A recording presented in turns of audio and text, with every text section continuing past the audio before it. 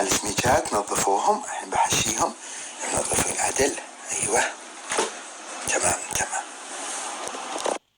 الصينية ذاهبة عشان نحط فيها السميكتين، انا ما اخليهم بطلين مسكرين عشان بنتمرهم من فوق. هذا حق الحشو. بعد بتجيب لي البصل كزبر وشبنت ومنك ثوم الزنجبيل فلفل خضر والبهارات، تحبيشة البهارات كلها يمين نحطها الحين نسويها. هذه تمرة والصبار وبهارات مشكلة وشوية ملح عشان نلقمط فيها من السمكة من برا حق الشوي. تمرة ممروسة مشغول عنها الطعام والعنوق، والصبار عندنا ذاهب هذا الجاهز حطينا على طول وياها، فيها شوية ملح وبهارات حق السمكة.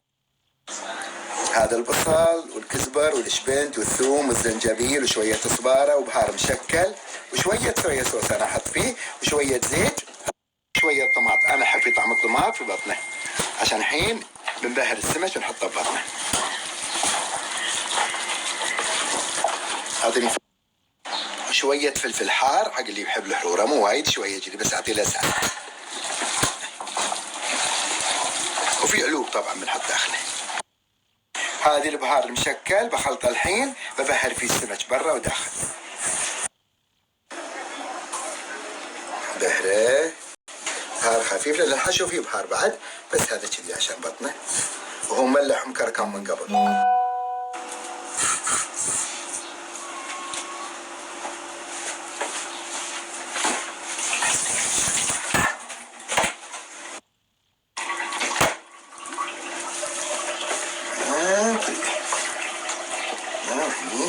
الشيء لا نطبق عليه.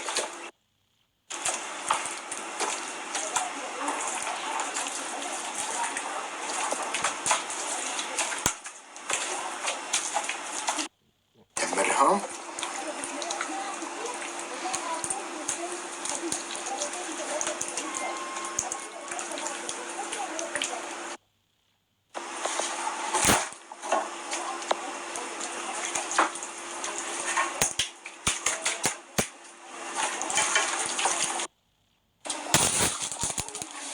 بالجايات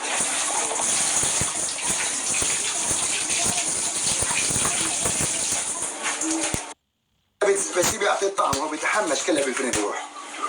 وزياده بالتاكيد انا اغطيه بالقصدير واخليه نص ساعه بالفرن، تالي افتح القصدير عشان يتحمر. سمكنا طلع من التنور الحين نبدا نشب. ما شاء الله ايش حلوه غدا. تايه سهمكم العافيه.